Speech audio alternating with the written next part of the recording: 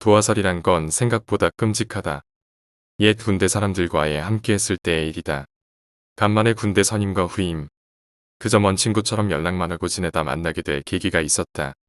군대 사람들과의 만남에 있어 항상 함께하는 것은 술이라는 녀석과 2년 2개월의 군 생활이라는 안주거리였다. 술자리는 유쾌하지만 나이가 들어 그 시절을 추억하며 인생 무상함을 느끼는 시간이었다. 술이 거나하게 취하면 남정네들의 이야기거리는 그저 여자에 관한 이야기가 주를 이룬다. 남자란 게 원래 밥숟가락들 힘만 있으면 여자 생각을 한다라고 했었나. 간만에 모임 서로 못다한 얘기들은 접어두고 우리는 누가 먼저랄 것도 없이 누가 먼저 제안을 했는지 모르지만 꿈을 돋고 어줄 여인의 향기를 맡을 수 있는 곳을 가게 되었다. 시커먼 남정네 셋이 한 잔 기울이며 우리를 위해 단장하고 들어올 치비를 하는 여인을 기다리고 있었다. 경기도 총구석에서 모임이라 요즘 강남에서 한다는 갯대, 초이스 매직 미러, 초이스 이런 건 없었다. 산맛에 그저 재밌게 놀려 있었기에 그냥 업주가 넣어주는 대로 아가씨들의 왁구는 그다지 따지지 않기로 약속을 했다. 하지만 속으론 그래도 한둘은 좀 이쁘길 바라며 시간을 때우고 있었다. 총구석에 뭔 여자 찾는 사람이 많은지 오매불만 그녀들을 기다린 지 1시간이 다 되어서야 아가씨들 아니 이모 두 분이 먼저 들어오셔서 오빠들 오래 기다렸질 않은 대도 않는 멘트를 날려주셨다. 한 명이 부족한 채 이모들 두 분이 들어와 짜증이 스물스물 올라오는데 마담 언니 한마디 해주신다. 한 명은 다른 가게에서 빌렸다고 지금 오는 중이란다. 선임인 형은 동생들인 우리에게 먼저 양보를 하고 우리는 이모들의 나쁜 손길을 피하면서 따분하게 술이나 마시고 있었다. 15분쯤 지나니 방문이 열리며 한 명 딱 들어오는데 그 여자는 여우상에다가 이런 시골에서 일할 여자가 아니라는 느낌이 드는 이쁜 언니가 들어왔다. 선임의 얼굴에는 숨길 수 없는 미소가 번졌다. 동생들은 그 여자 쪽으로 일끔일끔 눈길을 주고 이런 가슴 아픈 상황이 벌어졌다. 여기서 잠시 내 얘기를 좀 하자면 난 어려서부터 귀신을 자주 봐왔고 귀신에도 씌어봤으며 이런저런 영들과의 조우도 많이 했던 터라 미신적인 것에 좀 관심을 많이 가지고 있다. 관상쟁이는 아니나 사람의 상도 그냥저냥 조금 볼 줄 알고 사람들한테 상에 대해도 얘기를 간간히 하는 편이다. 아무튼 새로 들어온 언니 첫인상부터 남자를 확 끌어당기는데 뭐랄까 기분 나쁘게 끌어당기는 느낌이 묘하게 드는 언니였다. 술 한 잔씩 하면서 언니에 대한 궁금증도 있었고 이 느낌이 뭔지 이상하다라는 생각에 흘리는 말로 언니에게 몇 마디 던졌다. 도화살이란 게 있는데 그 중에 눈에 도화가 나타나는 걸 도화눈이라 한다. 눈이 충혈이 된 게 항상 충혈되어 있고 딱 봐도 도화눈인 것 같아서 언니에 대해 이것저것 물어보기 시작했다. 그냥 처음엔 그 언니와 좀 놀아보고 싶어 그런 멘트들을 날린 것 같다. 그런데 그냥 보이는 대로 풍기는 느낌대로 행동 습관을 보고 말하는 것이 미친 듯이 딱 맞아떨어지고 그렇게 조금 대화를 나누고 나니 그 언니 어느새 내 옆에 와서 앉는 일이 일어났다. 그 당시엔 나도 정말 놀라울 정도로의 그 사람의 상황과 이유를 본인이 말하는 것처럼 말이 튀어나오는데 지금 생각해보면 술 취해서 내가 미쳤나 싶을 정도로 정확했고 난 그 사람에게 용한 점쟁이가 되었다. 만나는 사람과의 관계 건강 상태 등등 다 맞췄다. 결정적으로 그 사람이 내 옆에 딱 붙어 앉게 된 계기가 언니 미움 뭐지? 남자는 그거 모르지? 이 한마디에 있다 그날 룸에선 내가 승자가 되었다. 그냥 점쟁이 노릇하는 게 시간이 아까워 대충 이제 얘기 더 듣고 싶으면 돈 내야 한다라고 농담조로 말을 하고 나서 이런저런 얘기도 하고 춤도 추고 술도 마시다 보니 시간이 다 됐다. 이 차는 솔직히 금전적으로 부담스러워 거기서 언니와 이모들에게 이별을 고하고 나올 채비를 했다. 술 마시면 항상 뭔가를 잘 잃어버리는 남자라 이젠 버릇이 된 게 한번 주위를 쭉 둘러보고 주머니 확인을 하고 어디든 나서는 버릇이 있다. 그렇게 떨군 물건 없나 확인을 하고 나오는데 출구 반대편 구석에서 아까 이쁜 언니가 잠시만 이러면서 나한테 전화번호를 달라고 했다. 난 그저 겸연쩍게 웃으면서 인연이라면 다시 만나게 될 것이고 연락이 될 것이다라는 사극에서나 볼 법한 대사를 멋지게 날리면서 그 언니 손에는 내 명함을 쥐어주었다. 그 언니 말과 행동이 안 맞는 그런 행동을 보니 푹하고 웃음을 터뜨리는 게 어찌나 이쁘던지. 물론 명함 또한 벚꽃도령 이런 명함이 아닌 그냥 회사 명함이라 좀 당황한 기색이 비쳤다. 나 또한 그냥 손님 관리 차원에서 연락처를 받았겠거니 하고 생각했다. 2년 전 그렇게 언니에게 전화번호를 주고 나서 가게를 빠져나왔다. 이상한 게 얼큰하게 취해서 잘 놀고 나왔지만 가게를 나가고 난 다음부터 숙소로 잡은 방까지 가는 동안의 기억이 없다. 술이 많이 약하거나 급작스레 올라올 만한 알코올을 흡입한 게 아닌데도 기억이 없음이 신기할 뿐이었고, 어제 본 그 여자는 꿈에서 본 것 마냥 이미지가 더 미화되어 기억에 남았다. 아침에 깨어났을 때 물론 거의 점심쯤이지만 깨질 듯한 머릿속에 남은 그녀의 이미지가 참 눈에 선했다. 그렇게 군대 사람들과의 간만에 조우는 무난하게 끝이 났고 난 다시 서울로 올라와서 평범한 일상으로 돌아갔다. 그렇게 추운 겨울이 오고 난 동면을 준비하며 옆구리 시린 겨울을 대비하고 있었다. 1년 후 한 해를 마무리하면서 회사에서 발주처 사람들에게 또 다른 설계 용역을 암묵적으로 부탁하는 광란의 파티를 할 날이 다가왔다. 물론 전편에서도 놀러간 적이 있지만 솔직히 그런 업소를 내 돈을 내고 갈 만큼 여자에 대한 갈망이 없던 터라 다른 사람으로 바꿔달라라는 요청도 했지만 회사에서 흔쾌히 거절을 해주시더라. 약속된 날짜에 도살장에 끌려가는 돼지처럼은 아니지만 연말이라 술에 찌들어 있던 나에게는 웃는 얼굴로 갈 수 없는 그런 자리였다. 분당에서 발주처 사람들과 고급 횟집에서 술을 걸치고 내년 일에 대해 좀 더 구체적으로 육체적인 대화를 하기 위해 우리는 하드한 서비스를 하는 업소를 찾아갔다. 얼마나 접대를 받았던지 발주처 사람들은 이미 다 꿰고 있어서 고르고 쇼부 보고 할 것도 없이 바로 논스톱으로 룸까지 입성하게 되었다. 이쁘장하게 생긴 마담 언니가 들어와서 업소의 초이스 방식과 손님들의 취향에 대해 의견을 들어보신 후 나갔다. 얼마 안 있어서 10명의 여인네들이 입은 것도 벗은 것도 아닌 그런 오묘한 차림으로 들어왔다.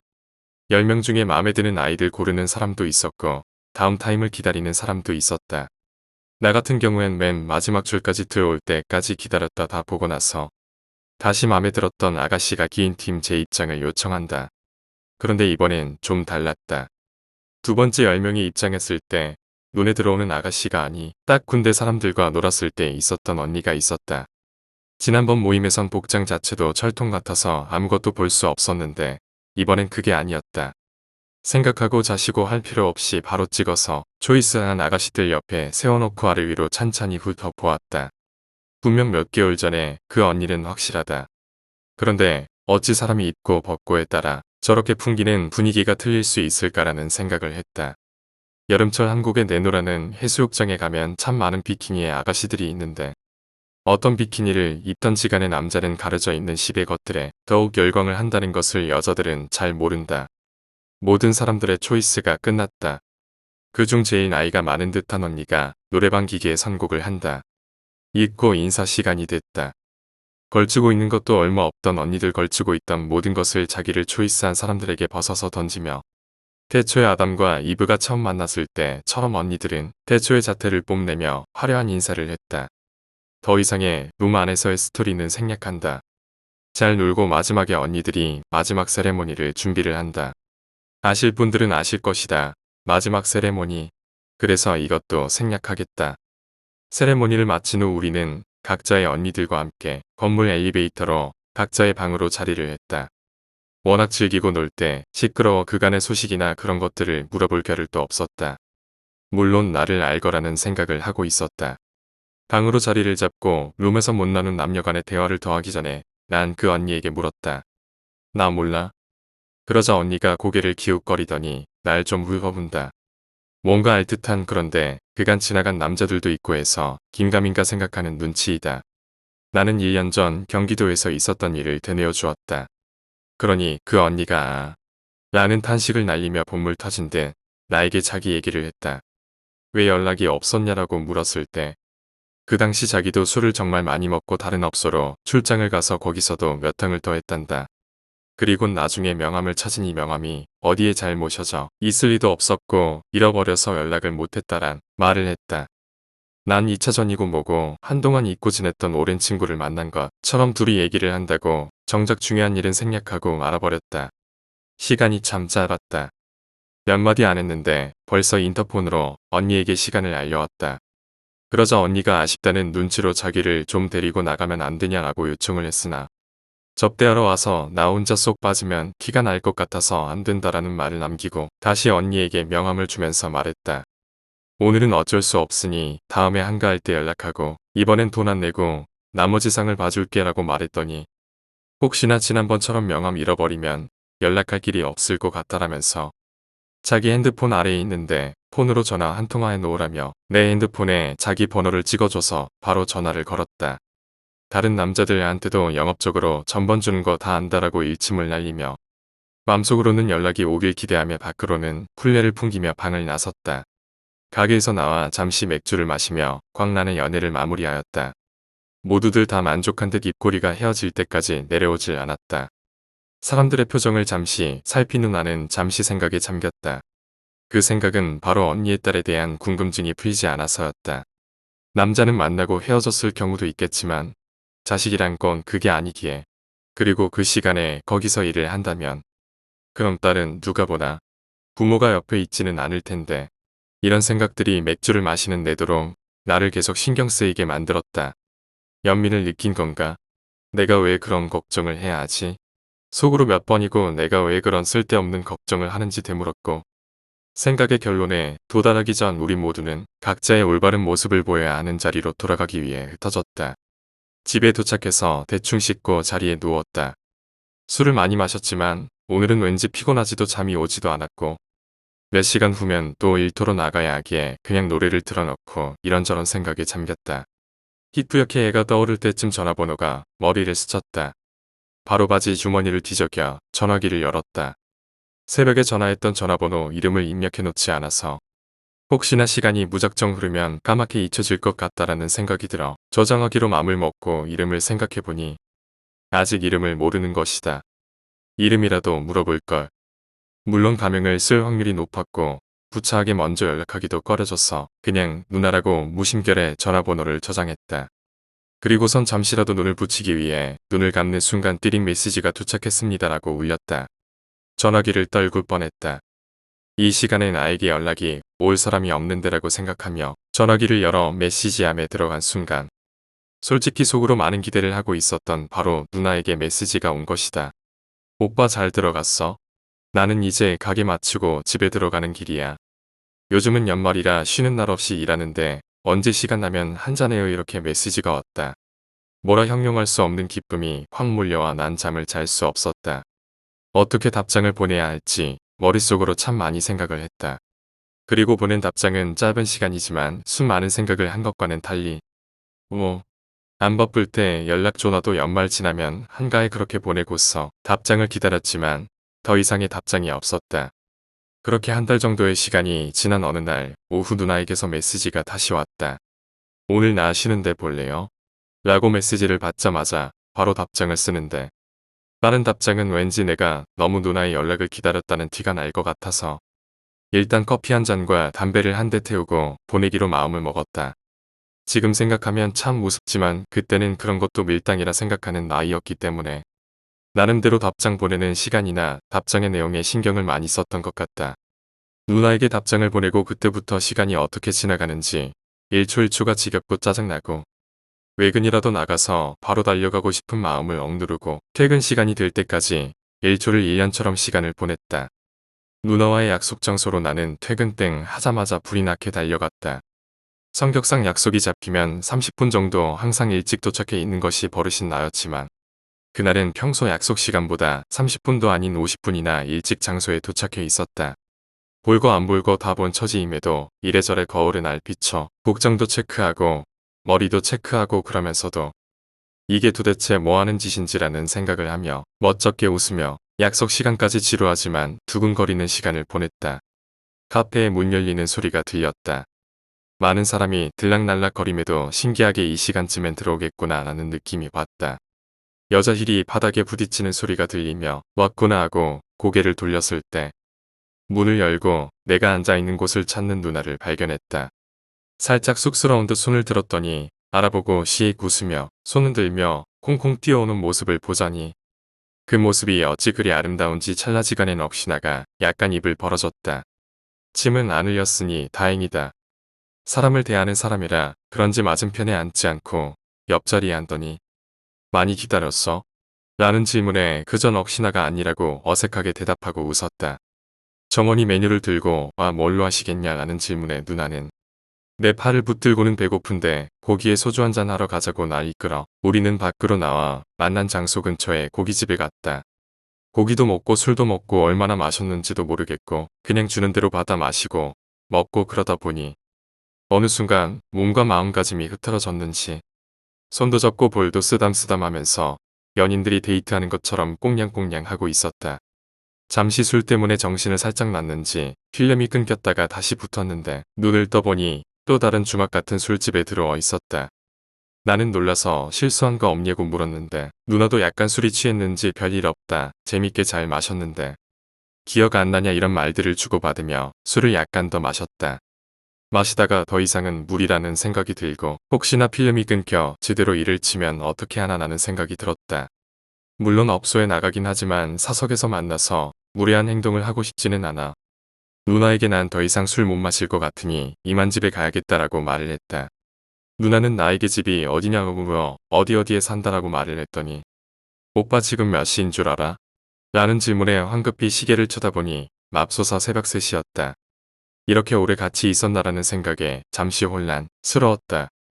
얼마나 필름이 끊겼는지 얼마나 마셨기에 시간이 이렇게 되었는지 마법 같게 시간이 흐르고 그 시간이 흐른 만큼 친해지긴 했으나 그날 바로 돈 내고 자는 곳으로 같이 입성할 수 없을 것 같았고 허락도 하지 않을 것 같아서 지금이라도 가야 한다고 밥은 아무 데서나 먹더라도 잠은 집에서 자야지라는 조금은 가정적인 남자의 말투로 말했다. 가고 싶진 않지만 너무너무 아쉽지만 간다라는 인상으로 말을 했다. 그런데 누나 입에서 좀 있으면 어차피 차 다니는데 차 다닐 때까지 우리 집 가자라는 소리가 나왔다. 땡스 갓 이츠 프라이데이 만난 날이 금요일이라 이런 인사를 신께 드렸다. 새벽이라 토요일이지만 그렇게 우리가 술 마신 근처의 누나의 집으로 가게 되었다.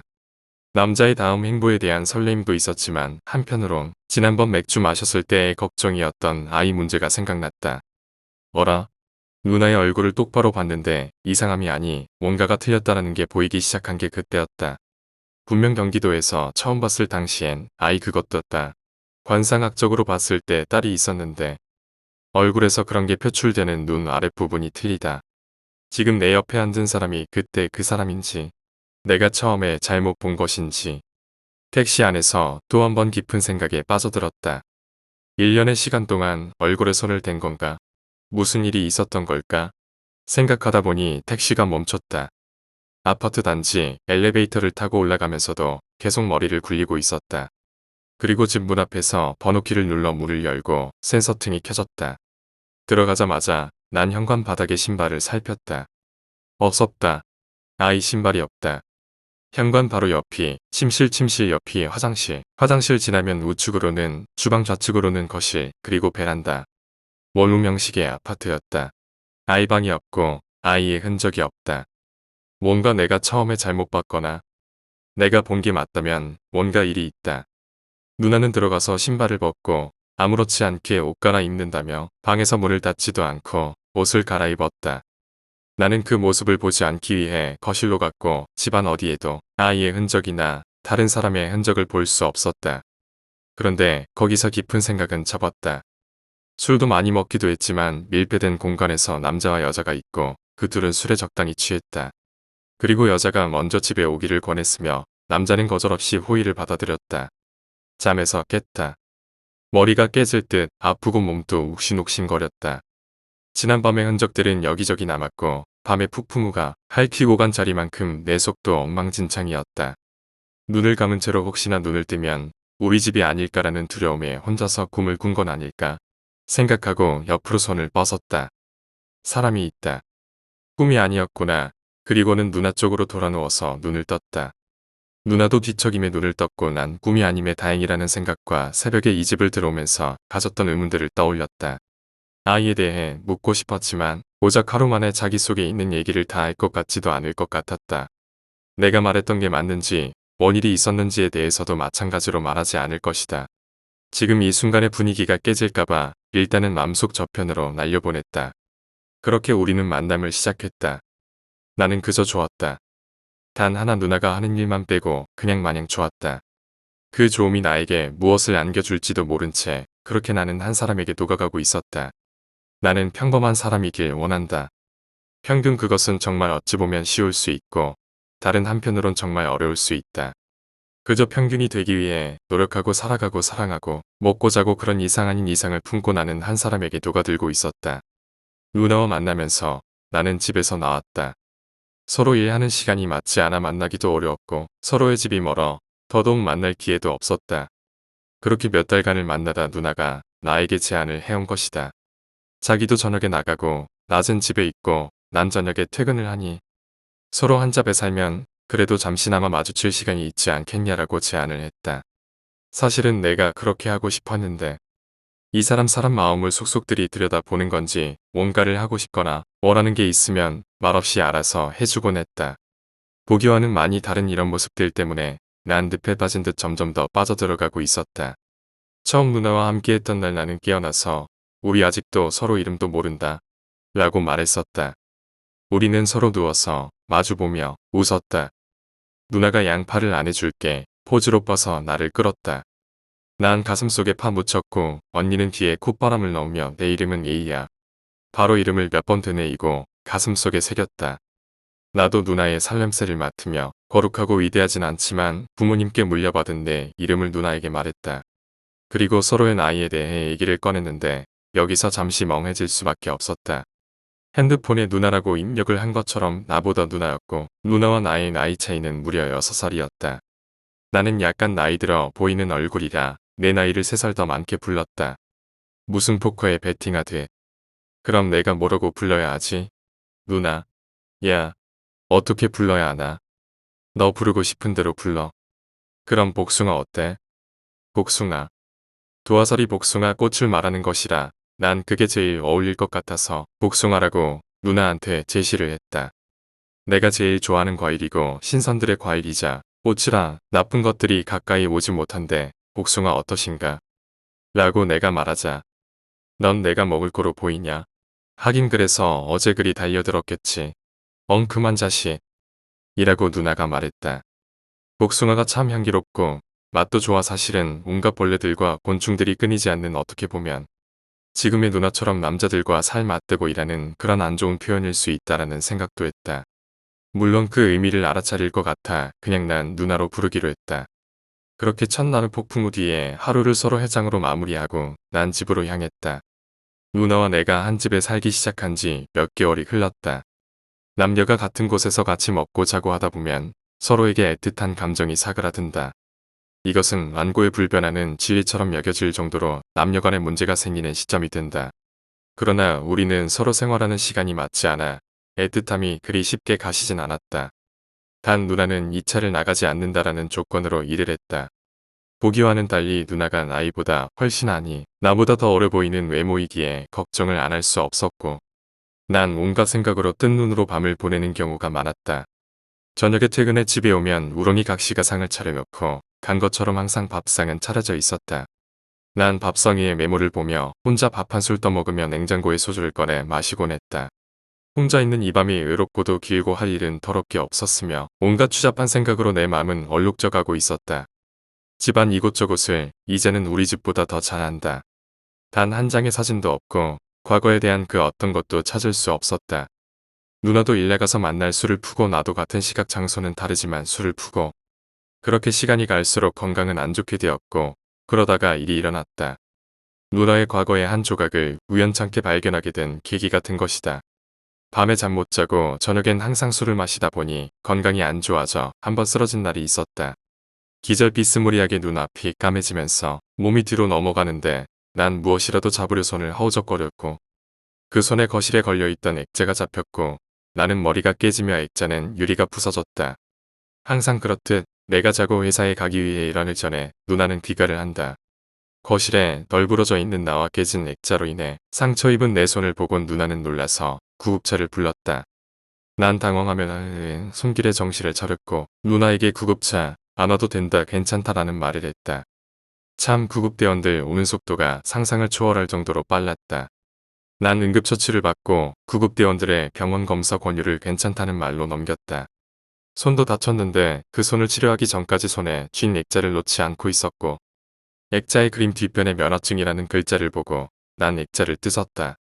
누나가 보기 전에 티테이블 밑에 면허증을 감췄고 나는 손을 치료받고 구급대원들에게 감사하다는 인사를 하고 돌려보냈다.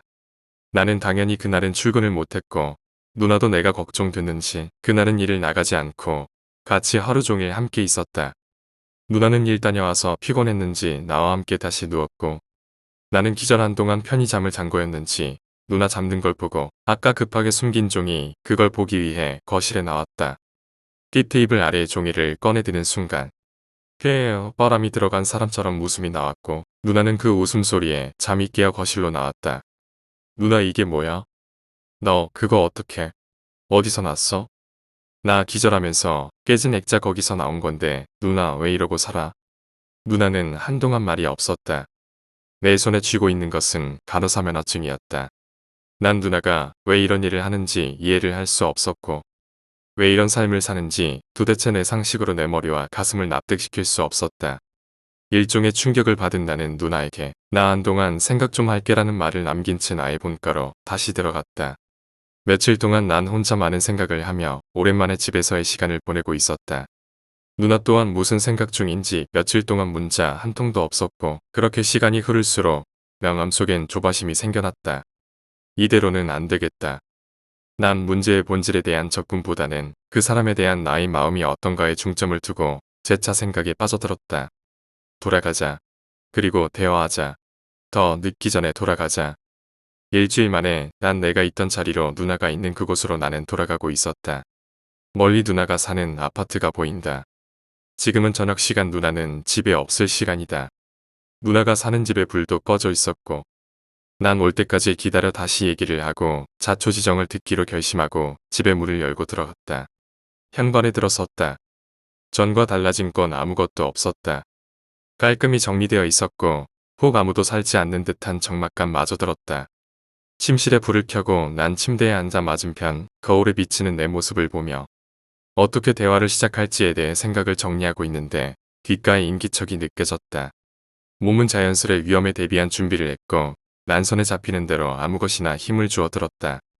거실 쪽으로 몸을 옮겼다. 완벽하진 않지만 위험한 상황을 대비해 방어 목적으로 침실의 작은 안전뱅이 의자도 챙겼다. 한쪽엔 여자들 화장품 스킨병이 다른 한 손엔 작은 안전뱅이 의자. 남아있는 손도 없었고 거실에 불을 켤 겨를 없이 한 발짝씩 발걸음을 조심스레 옮겼다. 조심스레 가슴 쪽을 의자로 가리고 거실 쪽 소파를 쳐다봤다. 쿵쿵쿵 나는 뒤로 두어 발짝 밀려 몸의 균형을 잃은 채 주저앉았다. 주저앉은 채로 뒤로 몇 걸음 더 떨어진 침실의 빛이 잘 비치는 곳까지 나도 모르게 뒤로 몸을 옮겼다. 뭐를 본 것인가? 분명히 누나였는데. 누나를 보고 놀란 것도 있지만 난 분명히 내 눈으로 보았다. 전부터 의심을 품고 있었지만 아니길 바라며 모른 척했던 아이가 누나가 앉은 소파 맞은편 작은 티테이블에 앉아 누나를 보고 있었던 것 같았다. 내가 거실을 확인하기 위해 얼굴을 들이밀었을 때 그 아이가 세상 표정이 아닌 것 같은 환한 모습에 입은 알 수 없는 미소로 날 노려봤던 것이다. 그 아이의 표정에 난 뭔가에 떠밀린 듯 뒤로 주저앉았다. 사람이 아니다. 분명 내가 잘못 본 게 아니다. 뭔지 모르지만 일단 누나를 구해야 한다라는 생각에 그리고 상대가 사람이 아니라는 확신에 난 손에 쥐고 있던 것들을 내팽개치고 거실 불을 켜고 바로 누나 쪽으로 달려들었다. 불을 켜자마자 눈을 질끈 감고 난 그냥 소파로 몸을 날렸다. 누나를 감싸 안고 소파를 뒹굴며 이 다음에 어떤 일이 벌어질지 어떻게 해야 할지 찰나지간에 수없이 많은 생각을 했다. 누나를 감싸 안고 눈을 질끈 감은 지 10여 초 지났을까? 아무 일도 없었다. 나가 힘없는 목소리로 웠구나. 기다리고 있었어. 라는 말을 하며 감싼 내 팔을 풀며 말을 꺼냈다. 누나 봤어? 애 봤어? 라는 내 질문에 누나는 힘없이 픽 웃으며 무슨 소리야 애는 무슨 애? 라는 소리에 나는 일어나 소파 근처를 살피고 집안 이곳저곳을 살폈다. 헛것이라고 하기엔 너무나 명확히 내 눈으로 본 것이지만 감쪽같이 사라지고 나선 나도 도대체 뭘 본 것인지 내가 무슨 행동을 했었는지 모를 정도로 혼란스러웠다. 나는 나와 누나의 신변에 이상이 없음을 확인하고 누나를 살폈다. 아까 집에 들어왔을 때부터 침실과 현재 주방과 거실을 봤다. 거의 일주일이란 시간 동안 식기류가 전혀 사용되지 않은 것 같았고 누나는 아무것도 먹지도 않고 그 오랜 시간을 그냥 한 자리에서 계속 있었던 것 같았다. 아니 누나의 몸 상태가 그걸 말해주고 있었다. 아무것도 안 먹은 거야? 움직이지도 않고 먹지도 않고 나 안 돌아왔으면 어쩌려고 이렇게 사람이 무식하게 행동하는 거요. 지금 너 내 옆에 있잖아. 나 피곤하다 잘래. 누나는 그렇게 의식의 끈을 놓았고 난 누나를 들쳐고 병원으로 갔다. 의사 선생님은 영양실조 상태이고 너무 긴 시간 굶고 수분 섭취가 없어서 탈진 상태이니 영양주사 맞고 일어나거든 죽이나 부드러운 음식으로 속을 채우고 퇴원을 하라 말씀하셨다. 그렇게 짧았지만 길었던 서로 떨어져 있던 시간이 지나고 나는 다시 내 자리로 돌아갔다.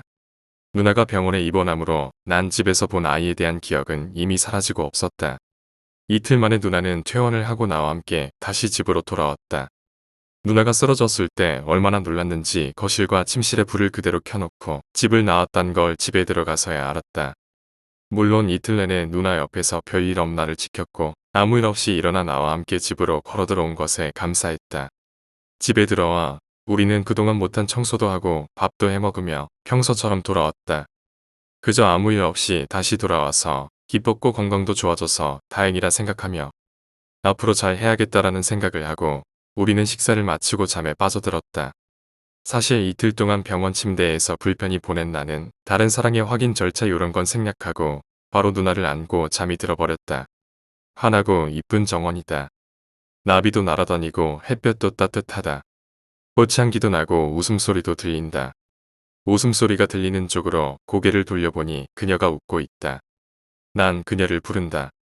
누나. 그녀는 내가 부르는 소리를 못 들었는지 웃고 있다.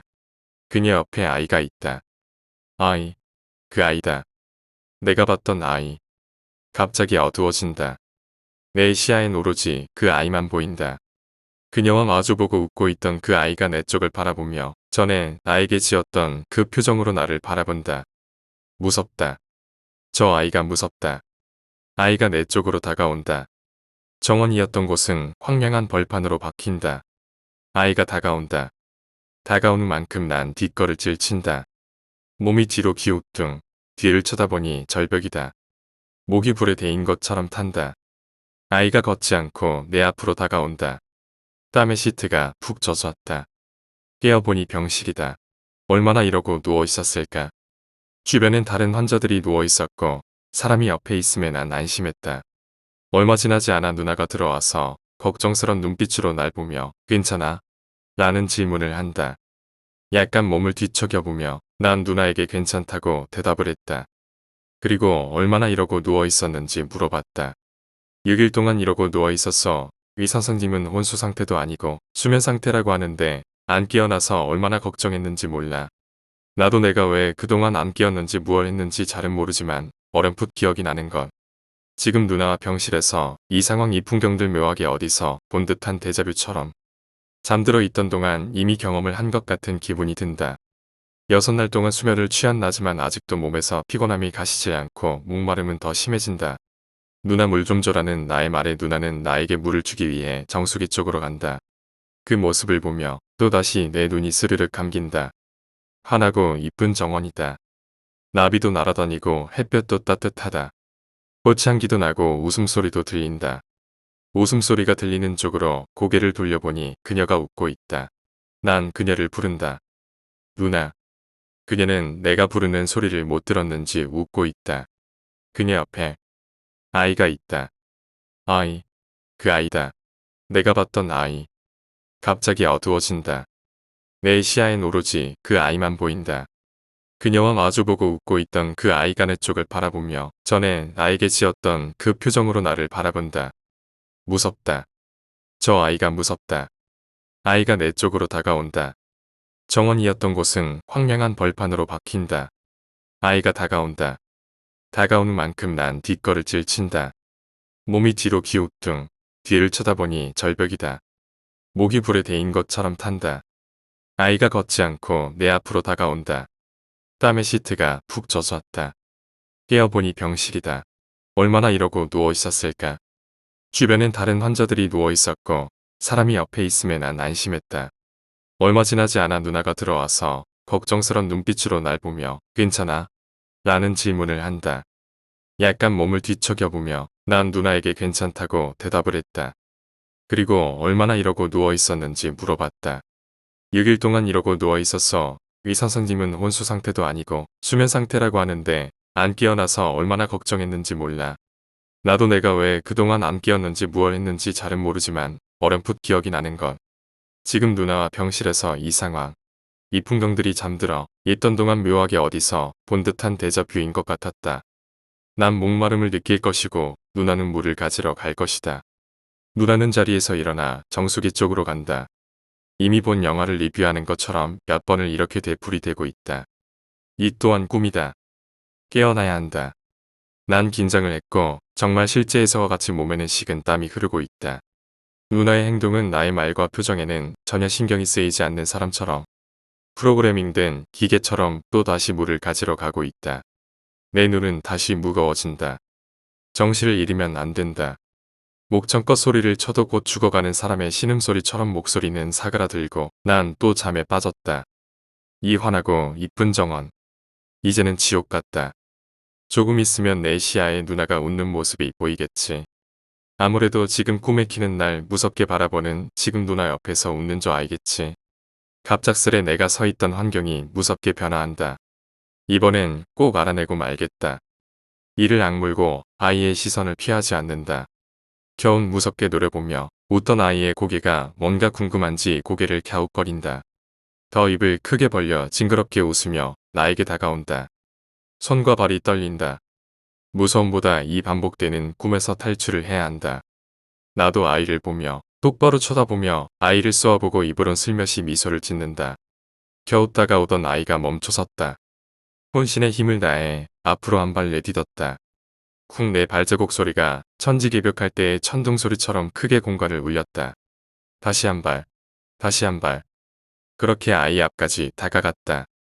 아이의 어깨가 위아래로 조금씩 들썩인다.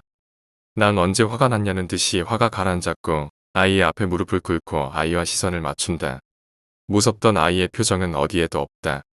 그저 천사처럼 이쁜 아이가 눈망울에 눈물이 가득 차 울기 직전인 모습뿐. 그냥 말없이 아이를 안았다. 서러움에 울음이 터져 아이가 울면서 내게 잘못을 빌었다. 크게 숨을 한 번 들이마시고 더 아이를 세게 껴안았다. 괜찮아, 괜찮아. 눈을 떴다. 다시 병원인가. 우는풋 눈에 비치는 천장은 누나의 집 천장이다. 안심이 되었다. 그리고 맘 한구석의 의심도 어느 정도 진정되는 듯했다. 누나는 아직 내 옆에서 잠을 자고 있었다. 일어나면 오늘은 누나에게 그 아이에 대해 꼭 물어봐야겠다. 그냥 물어만 보고 대답해주는 만큼만 들어야겠다. 본이 잠들어 있는 누나 얼굴에 좀 전에 꿈에 나에게 안겨있던 아이의 얼굴을 겹쳐보았다. 딸이 맞는데, 닮았는데, 아이가 그렇게 누나의 옆에 있는 걸 보면 뭔가 사연이 있을 텐데. 궁금증 또한 커졌다. 그러나 깊이는 들어가고 싶지 않다. 어쩌면 아닐 수도 있고 깊이 알게 된다면 그 알게 됨으로 멀어져야 할 일이 벌어질 수 있으니 현실에서의 8시간이 나의 꿈속에서는 몇 달간의 고된 노동을 한 것처럼 몸이 무거웠다. 나는 좀 더 눈을 붙였다. 전기밥솥에서 김 빠지는 소리와 그릇 달그락거리는 소리에 잠에서 깼다. 이번엔 아무런 꿈도 꾸지 않았다. 시계를 보니 처음 잠에서 깼을 때보다 3시간 정도 더 흘렀다. 누나도 피곤했는지 일어난 지 얼마 안 되어 밥을 하고 점심을 준비하는 것 같았다. 밥 먹으려고 부를 때까지 좀 더 눈을 붙일까 하다가 어젯밤 식은 땀을 많이 흘려 씻어야겠다는 생각에 몸을 일으킨다. 정신도 멀쩡하고 잠에서도 깼다.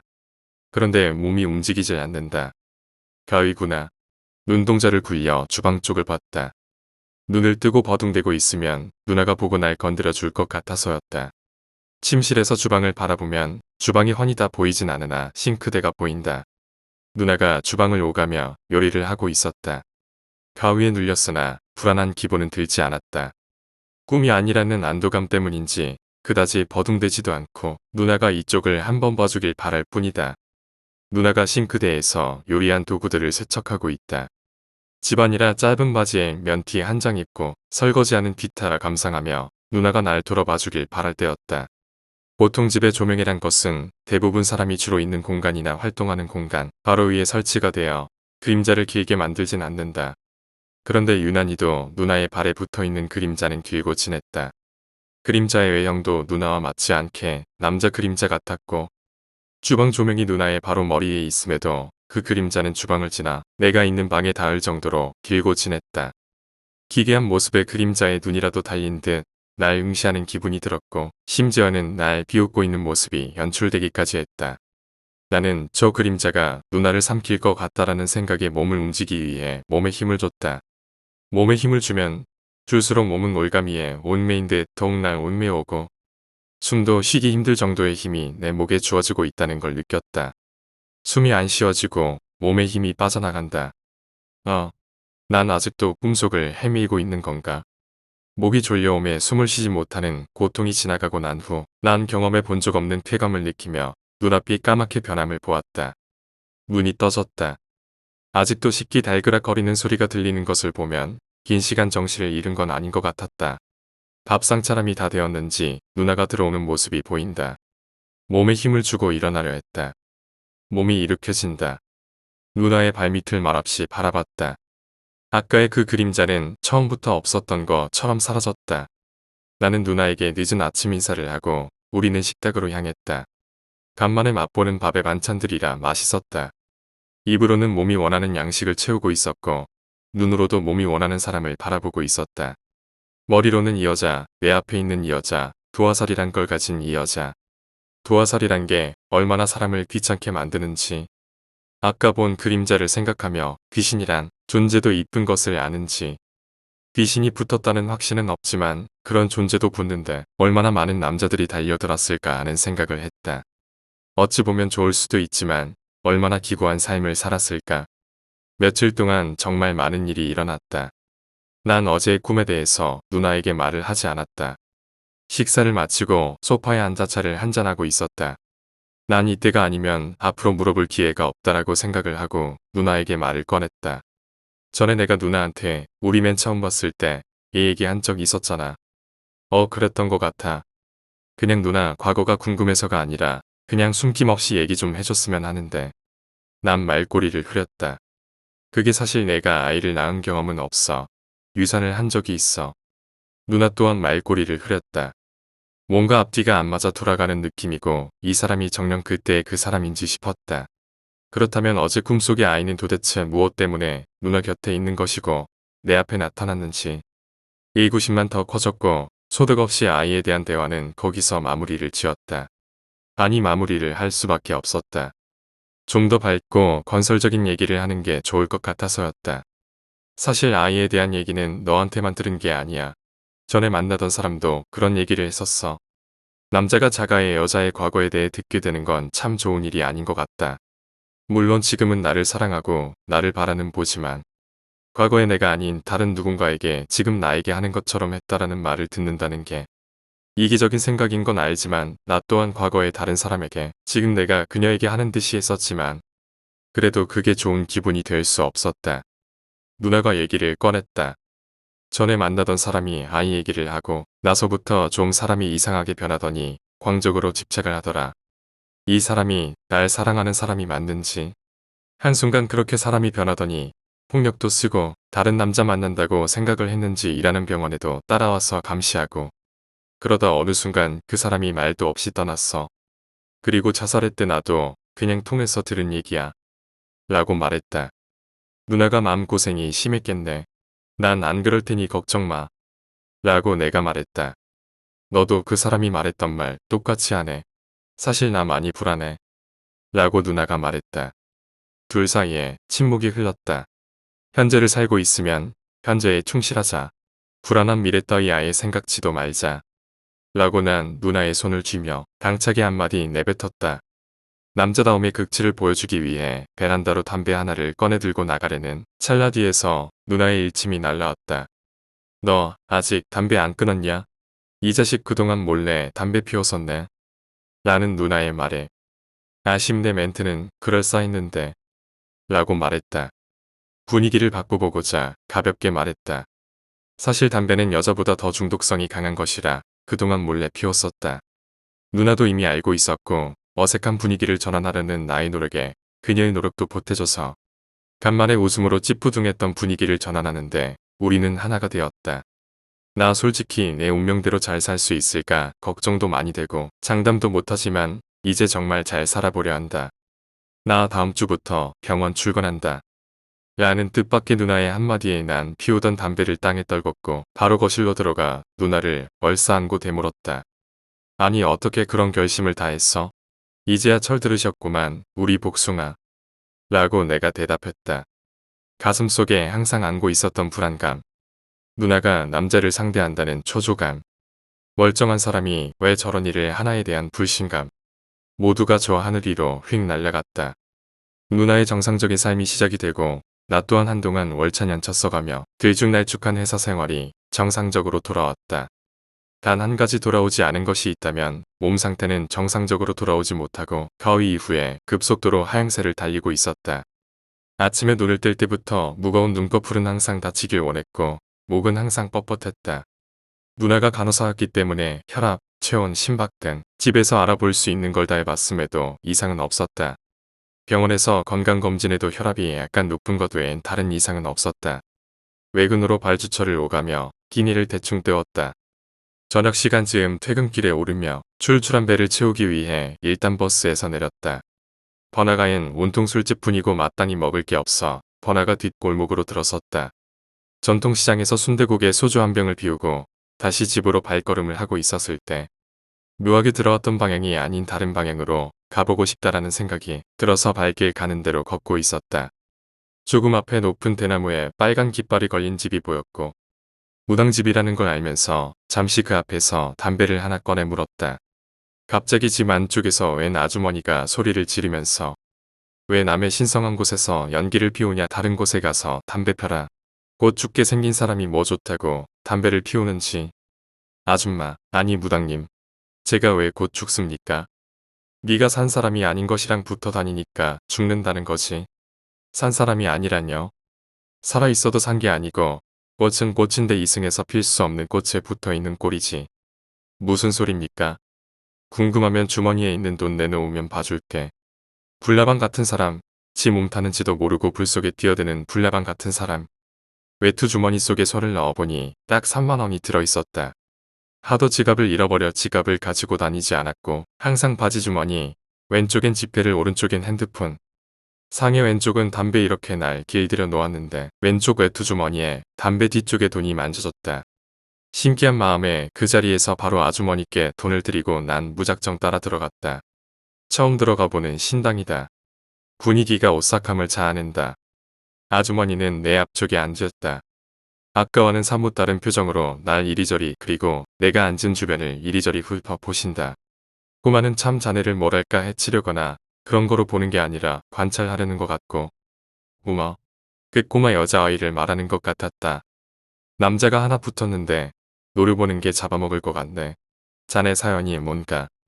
난 그냥 꿈과 가위에 대해 아주머니께 말씀드렸다. 꼬마는 수호령인 것 같은데 시커먼 놈은 뭔지 모르겠네. 잔뜩 도끼만 품은 게 원한령인 것 같고 처사가 말하는 걸 봐서는 처사에게 원한을 품은 건 아닌데. 지금 함께하는 사람 사주를 말해보게. 태어난 시는 잘 모르는데 1974년 5월 XE입니다. 전화해서 태어난 시간을 물어봐. 아주머니가 하는 말씀에 왠지 모를 무게감을 느끼며 누나에게 전화를 걸었다. 누나는 뭘 그런 걸 다 묻냐 너 어디서 뭐하냐는 말을 물었고 난 그저 궁합 좀 보려 그런 것이다라는 말로 달래며 태어난 시를 알아냈다. 11시랍니다. 아닌데 11시면 머리에 꽃 꼽았을 건데 이렇게 멀쩡할 수 없어 시간을 잘못 안 게 아니야. 아닙니다. 11시라고 확실히 들었는데요. 그럼 사진은 없나? 사진이요? 나는 핸드폰에서 찍은 사진을 아주머니께 보여드렸다. 도화설이 잔뜩 꼈구만. 귀신이고 사람이고 미친 듯이 꼬여 남자 잡아먹을 상이야. 핸드폰을 들여다보며 말씀하시던 아주머니가 뭔가를 알겠다는 듯 고개를 끄덕이며 말씀하신다. 핸드폰을 내게 돌리며 사진의 한 부분을 가리키며 말하셨다. 이것 봐 여기 지금 자네한테 붙은 거 그거 여기 사진에도 나와 있네. 난 아주머니가 지목한 곳을 보았다. 그저 그림자 정도일 뿐인데. 가위. 내가 가위 눌렸을 때 그녀의 발에 붙어있던 이유 없이 진한 그 그림자가 보였다. 아주머니 뭘 어떻게 해야 하죠? 헤어져 옆에 있지 마. 지금 쳐서도 몸도 안 좋고 밤에 가위에 시달리고 해서 여자랑 합하지 않을 거야. 다른 방법이 없어. 계속 붙어 있으면 다른 영 때문이 아니라 처사 스스로 목매다는 날이 올 거야. 그러니까 여기까지다 생각하고 그만 연을 끊으시게. 내가 들은 건 거기까지였고 혼란스러운 마음으로 집으로 가고 있었다. 집 앞이다. 복도식 아파트 원룸 형식이라 침실이 현관 바로 옆에 붙어 있고 창고 현관문 쪽 복도 쪽으로 되어 있다. 집에 들어가기 전에 복도에서 담배를 꺼내 불을 붙였다. 순간 누나 침실에서 이상한 소리가 들려온다. 남자와 여자가 하나가 될 때 나는 그런 찰진 신음소리. 몇 년 뒤 장례식장이었다. 가슴이 먹먹하다. 그러나 한편으로는 자기가 언젠간 돌아가야 하고 사람이라면 누구라도 피해갈 수 없는 그곳으로 간다라는 생각이 든다. 뭔지 모르는 또 다른 세상 저편에서 나를 기다릴 사람을 찾아가는 것 같다. 항상 생각하는 거지만 TV 속이건 세상 속이건 장례식장에서의 사진은 참 어떻게들 알고 준비를 하는 건지. 해맑게 웃고 있는 모습의 사진이 장례식장을 들어서면서 가졌던 먹먹함을 가시게 해줬다. 찾는 이도 거의 없고 앉아있는 사람이라고는 누나보다 좀 더 나이가 많은 친척분으로 짐작되는 한 여자분 말곤 없는 초라한 장례식장. 국화 한 송이를 헌화를 하고 상주와 인사 후 구석 자리에 자리를 잡아 앉았다. 장례식장에 음식을 챙겨주시는 이모님에게 부탁을 하여 소주잔을 3잔 더 가져와 달라고 부탁드리고는 4잔의 술잔에 소주를 가득 따르고 사람이 앉아있는 것처럼 혼자 각각의 잔에 4잔을 부딪히고 소주를 마시고 하늘에서는 행복하게 잘 사세요라는 말을 남기고 자리를 빠져나왔다. 마음도 몸도 내게 붙어있던 작은 꼬마도 이제 더 이상 꿈에도 밤에도 나타나지 않았다.